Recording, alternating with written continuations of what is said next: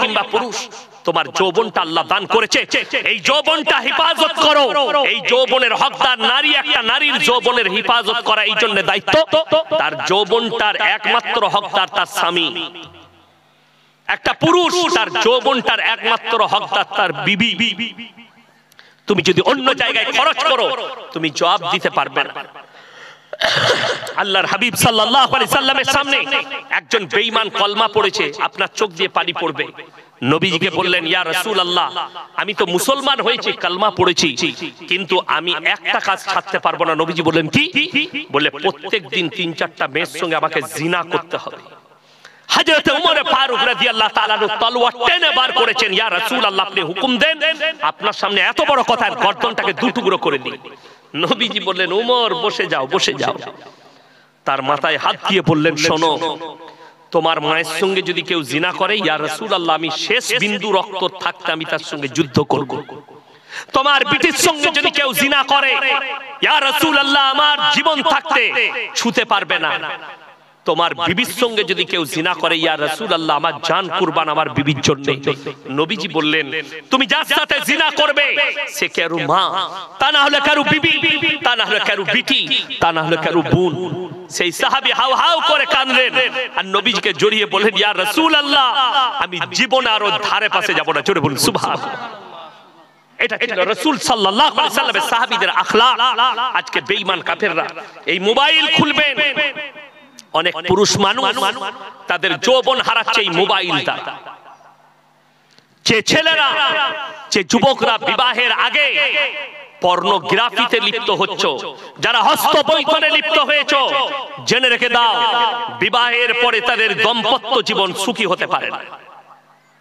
ওই জন্য ইসলামে আছে, উপযুক্ত বয়স হলে বাবা মা দায়িত্ব হচ্ছে তার সন্তানের বিবাহ দেওয়া। কিন্তু আজকে আমাদের টেন্ডেন্সি দাঁড়িয়েছে, আমার ছেলে নিজের পায়ে না দাঁড়ানো পর্যন্ত বিয়ে দেবো না। আর যখন বিয়ে দিচ্ছে পায়ে দাঁড়িয়ে যাচ্ছে, কিন্তু বিয়ের পরে তার আর বাচ্চা হবার লাইন নাই। বড় কষ্টের বিষয়। আমার মুসলমান ভাই, উপযুক্ত বয়স, রুজির মালিক সকলে বলুন কে? আল্লাহ। তাহলে রুজির মালিক যদি আল্লাহ হয়, তাহলে আপনি ভরসা করুন, আপনার সন্তানের বিয়ে দিবেন, যে বিবি আসবে তোমার ঘরে, যে মেয়েটা বউ হয়ে আসবে, সে নিজের রুজি মেপে তোমার ঘরে আসবে, তুমি খাওয়াবে না। আমি যেদিনে ফারেক হয়, যে বছরে আমার বিয়ে হয়, আমার বর্তমান টাউনে খাগড়াগড় মাদ্রাসায় আমার বেতন ছিল 2500। কত বললাম? 2500। আমার আব্বাজি বলল, শোনো, আমি বললাম 1 বছর পরে করব। বললেন, না, করে নাও। যে আসবে তোমার বিবি হয়ে, রুজি আল্লাহ মাপবে। বিশ্বাস করুন, বিয়ে করেছি সেই দিনে যে বরকতটা ছিল, আজকে সেই বরকতটাই আছে।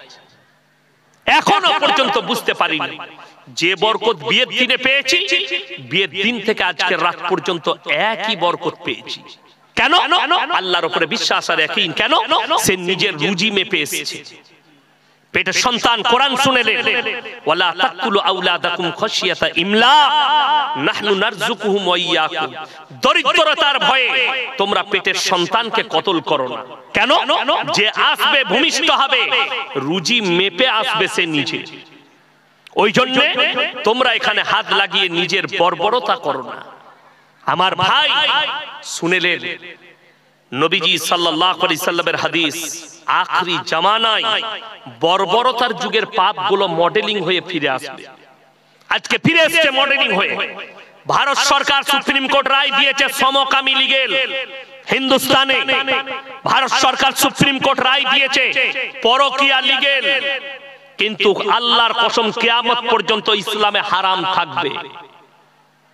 দেশের কানুন ঠিক আছে, কিন্তু আমি ইসলাম বিরোধী কানুন আমি মেনে নিতে পারবো না, যেটাতে শরীয়তে আঘাত আনবে, যেটাতে ইসলামে আঘাত আনবে। এই পাপ কবেকার? লূত নবীর কওমের পাপ। নবীজি জামানার নয়, লূত নবীর কওমের পাপ। শুনেলেন, পৃথিবীর শ্রেষ্ঠ মুফতি তাকি উসমানী, 1 মাস আগে একটা প্রোগ্রাম হয়েছে, পৃথিবীর স্কলাররা সবাই ছিল সেখানে। পাকিস্তানে ভারতের একজন ছিলেন ডাক্তার জাকির নায়েক, মুফতি তাকি উসমানী, মুফতি তারিক মাসুদ, মুফতি আপনার তারিক জামিল, এরকম বড় বড় স্কলাররা ছিলেন। সেখানে মুফতি তাকি উসমানী বলেছেন মারাত্মক কথা, কিয়ামত से पहले पूरे दुनिया में आलम में हराम औलादों से भर जाएंगे। এর যে ব্যাখ্যা করেছে সবারই চোখে পানি। তিনি যে ব্যাখ্যা করেছেন, আজকে দেখুন আমি জলসা করতে এসেছি, আমাকে যদি ইনারা জিজ্ঞেস করেন আপনি কে, আমি আমার বাপের নাম বলবো না মায়ের? কথা বলে বাপের। আমি যদি ইনাকে জিজ্ঞেস করি আপনি কে, ইনি বাপের নাম বলবে না মায়ের? বাপের নাম। বাবা যদি মারা যায় তাও বলবে আমি মৃত অমুকের ছেলে, ঠিক কি না? তাও বাপের পরিচয় দিবে। কেন? আপনাদের এখানে ছাগল আছে না নাই? আচ্ছা, ছাগলের ছানা হলে পাঁটার ছানা বলেন না ছাগলের? কথা বলে ছাগলের। গায়ের বাচ্চা হলে ষাঁড়ের বাচ্চা বলি না, গায়ের বাচ্চা। কেন? শুনেলেন আল্লাহ তাআলা ইনসানের যে পরিচয় ঘটিয়েছেন ওটা বাপের দ্বারা, আর জানোয়ারের পরিচয় ঘটিয়েছেন ওটা মায়ের দ্বারা। এর ব্যাখ্যা আছে লম্বা। ইমাম আবু হানিফা রাহিমাহুল্লাহ, তেনার কাছে একদল মহিলা পর্দায় এসে দাঁড়ালেন আর বললেন, হে যুগের ইমাম, আপনি ফতোয়া দিয়েছেন ইসলামী শরীয়তে একটা পুরুষ 4টা বিয়ে করতে পাবে, 4টা নারীকে, কিন্তু একটা নারী কেন 4টা স্বামী রাখতে পাবে না? ইমাম আবু হানিফা রাহিমাহুল্লাহ বললেন, কাল সকালে এসে আমি তোমাদের উত্তর দেব, আজকে দিতে পারবো না। তারা চলে গেল। ইমাম আবু হানিফা রাহিমাহুল্লাহ চিন্তিত হলেন, আমি উত্তর কি দেব, এর উত্তর কি আছে? তিনি উত্তর খুঁজতে লাগলেন। বাড়িতে এসে খানা খেতে বসেছেন রাত্রে, পেরেশানির হালতে আছে। তিনার মেয়ে জিজ্ঞেস করছে, আব্বু আপনি খানা খাচ্ছেন কিন্তু আপনি চিন্তিত আছেন, টেনশনে আছেন। বললে, মা মহিলারা একটা প্রশ্ন করছে, আমি উত্তর দিতে পারি। কি প্রশ্ন? এই প্রশ্ন। তিনার মেয়ে বললে, আব্বু সকালবেলায় মহিলারা এসে আমার কাছে পাঠায়, এর উত্তর আমার কাছে আছে। বলে, পারবে? বলে, অবশ্যই পারবো এর উত্তর দিতে। ইমাম আবু হানিফা রাহিমাহুল্লাহর কাছে যখন ফজরের পরে মহিলারা এসেছেন, মায়েরা ভালো করে শুনবেন, যারা পরকীয়ায় লিপ্ত হচ্ছেন তারা ভালো করে শুনবেন, যারা যে সমস্ত যুবক যুবতীরা বিয়ের আগে রিলেশনে জড়িত হচ্ছেন তারা ভালো করে শুনবেন এটা তাদের জন্য। যারা জিনায় লিপ্ত হচ্ছেন, বিয়ের আগে যারা মিলামিশায় লিপ্ত হচ্ছেন, সেই মহিলা সেই পুরুষ আগে শুনবেন। ইমাম আবু হানিফা রাহিমাহুল্লাহ বলেন, আমার মেয়ের কাছে চলে যাও, উত্তর রাখা আছে। সেই যুগটা সায়েন্সের যুগ ছিল না, সেই যুগটা টেকনোলজির যুগ ছিল না। ইমাম আবু হানিফা রাহিমাহুল্লাহর মেয়ে বললেন, বসে যাও। সবারই হাতে রিওয়ায়েতে আছে, একটা করে কটোরা দিলেন, বাটি দিলেন, যাও পর্দার আড়ালে নিজের নিজের স্তন থেকে তোমরা এক বাটি করে দুধ বের করে নিয়ে এসো। সবাই অল্প করে দুধ বের করে নিয়ে এলেন, একটা বড় পাত্রের মধ্যে ঢেলে দিলেন। সব দুধগুলো কি হলো? মিক্স হবে না? হবে না, মিক্স হয়ে গেল। এরপরে ইমাম আবু হানিফা রাহিমাহুল্লাহর মেয়ে বললে, এরপরে তোমরা নিজের নিজের দুধগুলো বের করে নাও। তারা বললে, পাগল মেয়ে, দুধগুলো মিক্স হয়ে গেছে, এগুলো আবার কেমন করে বার করা যায়? ইমাম আবু হানিফা রাহিমাহুল্লাহর মেয়ে বললে, পাগল আমি নয়, পাগল তোমরা। একটা ছাগল যদি মাঠে চড়তে যায় 5টা পাঁঠা মিলামিশা করতে পারে, কিন্তু কার বীর্য থেকে বাচ্চা হয়েছে এটা আল্লাহ ছাড়া কেউ জানে না। একটা ষাঁড় মাঠে থাকবে, একটা গায় 5টা ষাঁড় মিলামিশা করতে পারে, কার বীর্য থেকে বাচ্চা হয়েছে এটা আল্লাহ ছাড়া কেউ জানে না। আজকে যদি তোমরা 4টা পুরুষ রাখতে চাও, সংশয় দাঁড়িয়ে যাবে কার বীর্য থেকে বাচ্চা হয়েছে, সমাজে দ্বন্দ্ব হবে। তাই আল্লাহ তাআলা ইনসানের পরিচয় দিয়েছে বাপের দ্বারা, আর জানোয়ারের পরিচয় দিয়েছে মায়ের দ্বারা। তোমরা যদি এই পরিস্থিতি নাও, তোমাদের মধ্যে আর জানোয়ারের মধ্যে কোনো ফারাক থাকবে না। চলুন হে আমার যুবক যুবতী, মোবাইল খুলেন, গুগল খুলেন, ইন্টারনেট খুলে দেখে নেন। আমেরিকা, লন্ডন, জাপান, জার্মান, উত্তর কোরিয়া, দক্ষিণ Korea, China, Brazil, Australia, Spain, যতগুলো বেঈমান কাফেরের দেশ আছে, তারা তাদের পার্লামেন্টে পাস করিয়েছে। এরপর থেকে যতগুলো বাচ্চা পয়দা হবে, এরা যদি চায় এরা মায়ের পরিচয়ও বাঁচতে পারবে। 1 মাস আগে একজন দামি নামি ফুটবলার, কোন দেশের তার নামও করব না আমি, যদিও ফুটবল খেলা আমি দেখি না, ক্রিকেট খেলা দেখি না, তার গার্লফ্রেন্ড প্রেগন্যান্ট, সে ফেসবুকে ফটো ছেড়েছে আমার পেটে বাচ্চা আছে। তার ওই বয়ফ্রেন্ড ফুটবলার পোস্ট করেছে, আমার বেটা ছেলে হলে এই নাম রাখবো, মেয়ে ছেলে হলে এই নাম রাখবো। দ্বিতীয়বার তার ওই গার্লফ্রেন্ড পোস্ট করছে, এই বাচ্চাটা তোমার নয়, তোমার সাথে ঝগড়া হওয়ার পরে আমি অন্য ছেলের সাথে মিলামিশা করেছি, বাচ্চাটা তার। জোরে বলুন নাউজুবিল্লাহ। ইসলামী শরীয়তে এই বাচ্চা হারাম। নবীজি সাল্লাল্লাহু আলাইহি সাল্লাম 1450 বছর আগে বলে গেলেন, কিয়ামতের পূর্বে, কিয়ামতের আলামতের মধ্যে একটা আলামত, বাঁদির পেটে মালিক পয়দা হতে শুরু হবে। আপনারা জানেন না, ভারতের একজন আর্টিস্ট, মুসলিমদের আর্টিস্ট, যদিও তার নাম উচ্চারণ করব না, করলে আমার নামে সিবিআই নোটিশ চলে আসবে, আমার নামে কেস হবে, আমার নামে কেস বানানো হবে, ওই জন্য তার নাম উচ্চারণ করব না। তার একটা বাচ্চা বাঁদির পেটে পয়দা হয়েছে, তার বীর্যকে ঢেলে দিয়ে। শুনে রেখে দেন, ইসলামী শরীয়তে এই বাচ্চা হারাম, এই বাচ্চা নাজায়েজ। ইসলাম স্বীকৃতি কিয়ামত পর্যন্ত দিবে না। আজকে মুসলমানের কাছে সবথেকে যেটা প্রবলেম এসে দাঁড়িয়েছে, সেটা হচ্ছে পরকিয়া। দ্বিতীয় নম্বর, লোকের বউকে নিয়ে পালিয়ে গিয়ে ঘর করা। অনেকজন মনে করেছে মৌলবীকে কে জিজ্ঞেস করবে।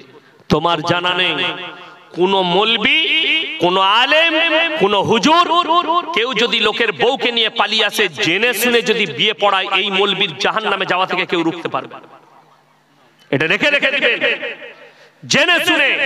আর কেউ যদি মৌলবীর কাছে চুরি করে মৌলবীকে ধোঁকা দিয়ে কাজ করে থাকেন, সেই লোকের জান্নাতে যাবার রাস্তা নাই। যে এক নম্বর, সে একটা ইলমওয়ালা আলেমকে ধোঁকা দিয়েছে। কেন? তার আগের স্বামী ডিভোর্স না দেওয়া পর্যন্ত, ইদ্যত না পালন করা পর্যন্ত পৃথিবীর গোটা পৃথিবীর মৌলবী কাবা ঘরের ইমাম নিকাহ পড়ালেও নিকাহ হবে না। এটা শরীয়ত। আগে স্বামী তালাক দিবে, ইদ্যত পালন করবে, তারপরে তুমি অন্য স্বামী গ্রহণ করবে, এটা ইসলাম। যদি কোনো মেয়ের মনে হয় আমার স্বামী আমার উপরে অত্যাচার করে, আমার স্বামী আমার উপরে টর্চার করে, তার জন্য ইমারতে শরিয়া আছে, পার্সোনাল ল বোর্ড আছে। তোমার স্বামীর কাছে চিঠি যাবে 3 বার 3 মাসে, যদি উত্তর না দেয়, নারীর কাছ থেকে তোমার কাছ থেকে খোলা তালাক হবে, ইদ্যত পালন করবে, অন্য স্বামী গ্রহণ করবে। কিন্তু জেনে রেখে দিবেন, যে মেয়েরা মিথ্যা অপবাদ দিয়ে, স্বামীর অপবাদ দিয়ে যারা এইভাবে তালাক নিচ্ছে, কিয়ামতের দিনে তুমি জান্নাতের খুশবু পর্যন্ত পাবে না। অনেক মেয়ে স্বামীর নামে মিথ্যা অপবাদ লাগায়। কেন? সে জিনায় যখন লিপ্ত হয়ে যায়, পরকীয়ায় লিপ্ত হলে স্বামীর নামে অপবাদ দেয়, আমার স্বামী অত্যাচার করে, অথচ তার স্বামী অত্যাচারী নয়। এই মহিলা বিপদে পড়বে। আমার ভাই, কোন যুবক যদি এটা মনে করেন আমি লোকের বউকে নিয়ে পালিয়ে আসছি, যতদিন ঘর করবেন জিনা করা হবে, ওই অবস্থায় বাচ্চা পয়দা হলে হারাম বাচ্চা পয়দা হবে। আমার ভাই, ওই জন্য অনুরোধ করছি, বেঈমান কাফেরের অনুসারী হবেন না, রাসূল আকরাম সাল্লাল্লাহু আলাইহি সাল্লামের অনুসারী হন। আপনি কোনো কিছু কাজ করলে আলেমের পরামর্শ নেন, আপনার যারা ইসলামের লয়ার তাদের কাছে পরামর্শ নেন। কুরআন হাদিসের জ্ঞান আছে, আপনার কাজটা শরীয়ত মোতাবেক কিনা আপনি পরামর্শ নেন। আল্লাহ তাআলা শুনেলেন, কিয়ামতের সকাল পর্যন্ত যতগুলো পাপ আসবে, সব পাপকে ট্যাকেল করার জন্য কোরআন রেডি হয়ে দাঁড়িয়ে আছে, রাসূলের হাদিস রেডি হয়ে দাঁড়িয়ে আছে। আপনি কি মনে করছেন ইয়াসিন সাহেব মারা যাবে আর এই বক্তা আসবে না? বড় বড় আলেমরা চলে যাবে, কিয়ামতের সকাল পর্যন্ত দেখতে পাচ্ছেন এই তালবিল ইলম। আমরা চলে যাব, আমাদের সন্তানরা দাঁড়াবে, ইয়াসিন মারা যাবে আর একটা ইয়াসিন তৈরি হবে ইনশাআল্লাহ। একটা শেখ চলে যাবে আর একটা শেখ তৈরি হবে। ওই জন্য ইসলাম মিটবে না, কোরআন থেকে যাবে। কিয়ামতের আলামতের মধ্যে মারাত্মক আলামত শুনেলেন নবীজি সাল্লাল্লাহু আলাইহি সাল্লাম। মুসান্নাফ ইবনে আবু শাইবার হাদিস। গোটা পৃথিবীতে হে আমার সাহাবীরা, সমস্ত মসজিদগুলো মুসল্লিতে ভরে যাবে, রাসূলের হাদিস। সাহাবীরা বললেন, ইয়া রাসূলুল্লাহ, সেই নামাজিগুলো কেমন হবে? নবীজি বললেন, হে আমার সাহাবীরা, দুঃখের সঙ্গে বলছি, সেগুলো হবে সুদখোর নামাজি। বড় বড় অট্টালিকা বাড়ি বানাবে, বড় বড় শপিং মল বানাবে, ইমানদার খুঁজে পাওয়া মুশকিল হয়ে যাবে। ওই জন্য সবাই হাত তুলে বলুন তো, কোরআনের সাথে কে কে সম্পর্ক করবেন? হাত তুলেন, সকলে জোরে বলুন ইনশাআল্লাহ। কোরআনের সাথে সম্পর্ক করুন, খালি পরকালটা সুন্দর করার জন্য। আজকে আপনি জানেন না, এই যে মাদ্রাসা, এই মাদ্রাসা অনেক জনার মনে মনে হবে, অনেক আমাদের সমাজের লোক আছে, তারা বলে জলসা করে কি লাভ? ধরেলেন জলসা করে কোনো লাভ হলো না, জলসা বন্ধ করে দেন। আপনি মসজিদ করেছেন, গ্রামের 90% লোক নামাজ পড়ে না, 10টা লোক নামাজ পড়ে, তাহলে যখন পড়ছে না মসজিদটা ভেঙে দাও। মাদ্রাসা করেছেন, মাদ্রাসায় 10টা ছেলে আছে, মাদ্রাসাটা ভেঙে দাও, দিন থাকবে না, মিটে যাবে, দিন মিটে যাবে। কিন্তু আল্লাহর কসম করে বলছি, এই মাদ্রাসায় যদি একটা তালিব ইলম থাকে, এই মাদ্রাসাকে কায়েম রাখুন। মসজিদে যদি একটা লোক গ্রামের নামাজ পড়ে, তার লেগে মসজিদ কিয়ামত পর্যন্ত কায়েম থাকবে। এই জলসা আপনাকে বছরে বছরে করতে হবে, যাতে মানুষের কাছে হারাম হালালটা পৌঁছায়। বছরে একবার তার দিমাগটা ঝাল হয়, একবার যেন সে দিন বুঝতে পারে। ওই জন্য আমাদের দেশে তো এখন 3টে কোয়ালিটির নামাজি, বিপদটা ওইটাই। কটা বললাম? 3টে। একটা হচ্ছে 5 ওয়াক্তের, একটা জুম্মার, আর একটা ঈদ আর বকরা ঈদ। ঈদের দিনে লাপাই কোন মাল কটা বেশি? যারা জীবনে নামাজ পড়ে না, খালি ঈদ আর বকরা ঈদ। আমি যেখানে নামাজ পড়াই 15টা গ্রাম নামাজ পড়ে আমার পেছনে। একজন এসে আমাকে নামাজের আগে বলছে, হুজুর কি ব্যাপার, নিয়তটা বলে দিবেন তো। আমরা মোটেই বলবো না। এমন সানা জানিস? জানি না। আচ্ছা জানি না, কিছু জানি না। না আমরা নিয়ত নিয়ে কি করবি? কথা বুঝতে পারছেন? আচ্ছা, আলেমরা বসে আছেন, আপনাদিকে বলছি। একটা লোক নিয়ত জানে না, খালি সে বলল ইমাম যাহা নিয়ত করিল আমি করিলাম, কিংবা আমি ঈদের নামাজ পড়ছি, এই ইমামের পেছনে ওয়াস্তে আল্লাহর মুখ আমার কাবা শরীফের দিকে, আল্লাহু আকবার, নামাজ হবে না? হয়ে যাবে। কিন্তু সে যদি সানা না জানে, রুকু সিজদার যদি আপনার তাসবিহ না জানে, আত্তাহিয়াতু না জানে, দরুদ শরীফ না জানে, দুআয়ে মাসুরা না জানে, নামাজ হবে? নামাজ হবে না। তো এই কিচ্ছু জানে না, খালি নিয়ত নিয়ে মারামারি করবে। আর এই মাল কটায় যারা জীবনে নামাজ পড়ে না, কুরবানির দিনে দেখবেন খালি ইমামের সালামটা ফিরা, সালামু আলাইকুম ওয়া রাহমাতুল্লাহ, সালামু আলাইকুম ওয়া রাহমাতুল্লাহ। আবে তাড়াতাড়ি চবে গরুটা ফেলাতে হবে, পালিয়ে গেল মাল। ঠিক বললাম না? এ খুতবা ফুতবা কিছু শুনবেন, আর কিচ্ছু প্রয়োজন নাই, ইয়ার খালি মাংস খাওয়া প্রয়োজন। এগুলো হচ্ছে মাংস খাওয়া মুসলিম না। সবাই 5 ওয়াক্তে নামাজ পড়বো, জোরে বলুন ইনশাআল্লাহ। কেউ নামাজ ছাড়বেন না। আমার মায়ের দিকে অনুরোধ করে বলে যাচ্ছি, পর্দায় আসুন, নামাজ পড়ুন।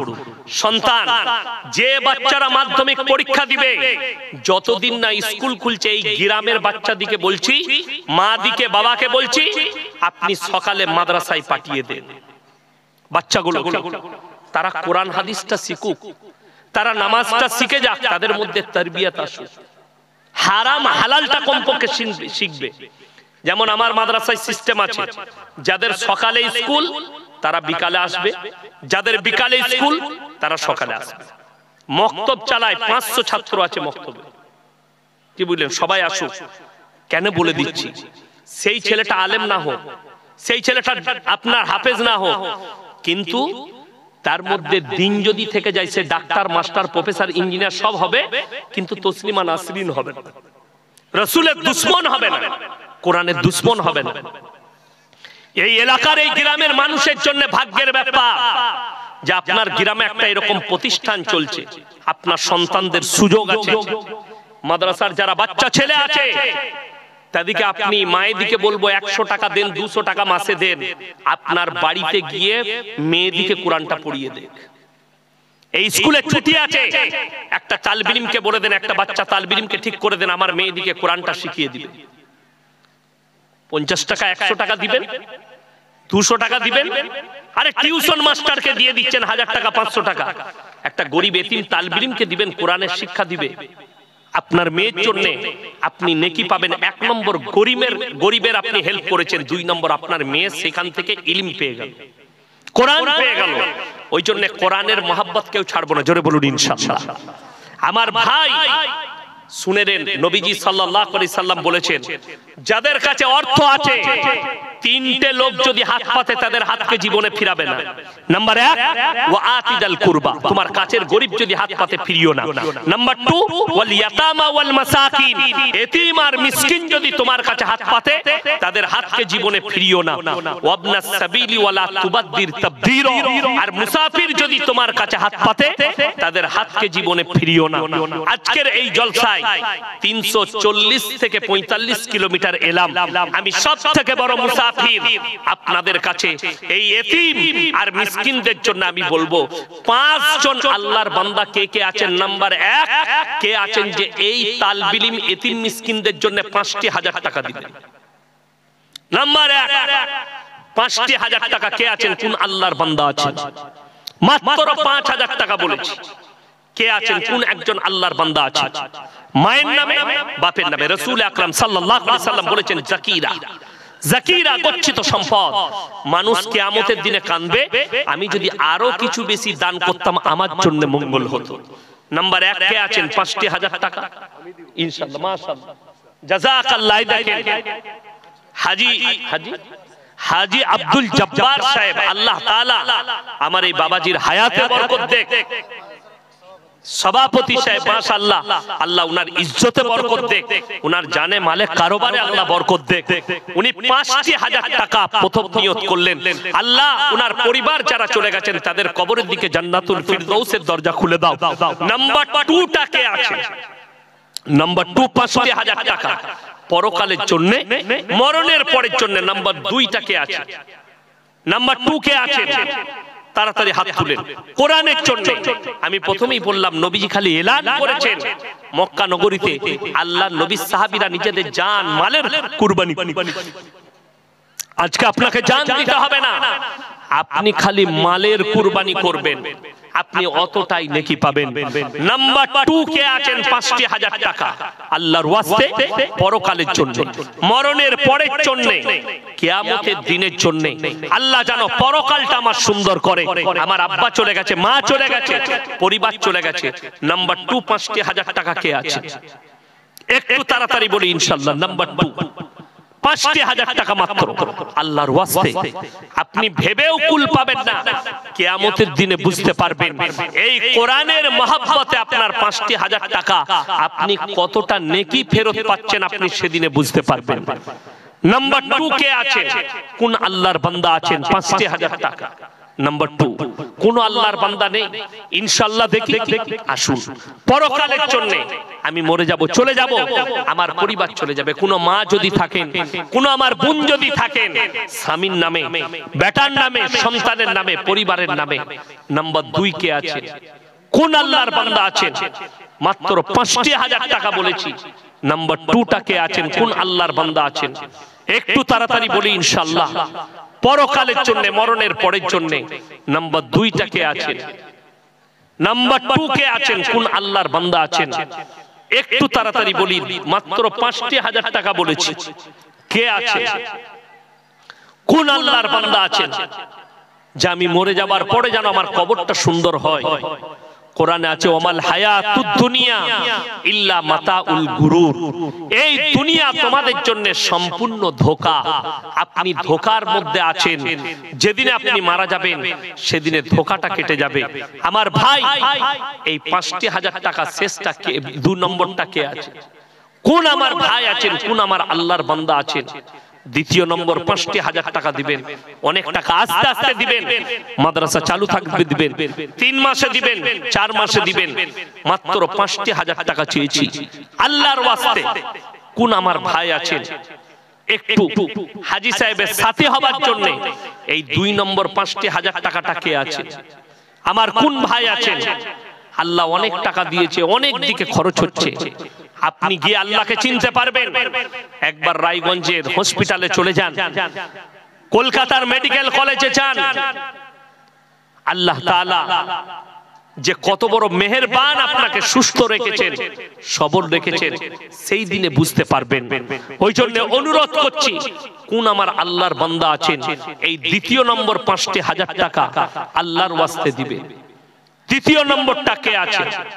আমার কোন ভাই আছে যে আমি চলে যাব কালকে, আমার আব্বা চলে গেছে, মা চলে গেছে, তাদের নামে দেবো, কিয়ামতের সকাল পর্যন্ত নেকি পাবে। এই 2 নম্বর 5,000 টাকা আমি দেখতে চাই। যদি কেউ না থাকেন, কোন আল্লাহর বান্দা যদি না থাকেন, আমি অনুরোধ করে বলবো 5 জন ভাই 2টি করে 1000 টাকা কে কে আছে? 2000 করে বলুন। 5 জন ভাই 2টি করে 1000 টাকা। মাশাআল্লাহ। মোল্লা ইসরাইল সাহেব কামারটুলি মাশাআল্লাহ উনি 2000 টাকা দিবেন। আল্লাহ তাআলা মোল্লার ইলমে বরকত দাও, আল্লাহ উনার হায়াতে বরকত দাও, উনার পূর্বপুরুষকে আল্লাহ জান্নাতি করুন। আব্দুল কাদের সাহেব 2000 টাকা লগত মাশাআল্লাহ, আল্লাহ দানকে কবুল করুন। পূর্ব প্রধান মাশাআল্লাহ দুইজন হয়েছে। আব্দুল কাদের সাহেব জলসা সভাপতি সাহেব উনি 2000 টাকা দিয়েছেন। হ্যাঁ মাশাআল্লাহ আমার ভাই দেখুন স্টেজে বসে থাকা ভাইরাই দিচ্ছেন। আমি আপনাদেরকে অনুরোধ করব, কে আছেন আমার কোন আল্লাহর বান্দা আছেন? মাশাআল্লাহ সামাদ ভাই নিমতলা থেকে বাবা মায়ের নামে 2000 টাকা দিয়েছেন। আল্লাহ দানকে কবুল করুক, আল্লাহ উনার হায়াতে বরকত দেখ, উনার আব্বা মাকে আল্লাহ জান্নাতি করুক। 5000 মাশাআল্লাহ সামাদ ভাই 5000 টাকা মাশাআল্লাহ। দেখেন হাজী সাহেবের জুড়ি হয়ে গেছে। আল্লাহ উনার জানে মালে ইজ্জতে বরকত দাও, আল্লাহ উনার কারোবারে বরকত দাও, রুজি রোজগারে আল্লাহ বরকত দাও, উনার আব্বা মাকে জান্নাতি করো। আমার ভাই তিনজন হয়েছে 2000 টাকা। 4 নম্বরটা কে আছে? 4 নম্বর আল্লাহর বান্দা কে আছে? 4 নম্বর আল্লাহর বান্দাটা কে আছে? একটু মজমা থেকে বলি কে আছেন, আমার কোন ভাই আছেন? মাত্র 2000 টাকা। একটু উঠে আসি ভাই, কোন আল্লাহর বান্দা আছেন? মাত্র 2000 টাকা বলেছি। আমার এই মজমা থেকে কোন আল্লাহর বান্দা আছেন? একটু তাড়াতাড়ি বলি ইনশাআল্লাহ। 2000 টাকা। আমার মায়েদের মধ্যে যদি কেউ থাকেন সন্তানের নামে, স্বামীর নামে, বাবা মায়ের নামে কে আছেন, আমার কোন ভাই আছেন? একটু তাড়াতাড়ি হাত তুলি ইনশাআল্লাহ।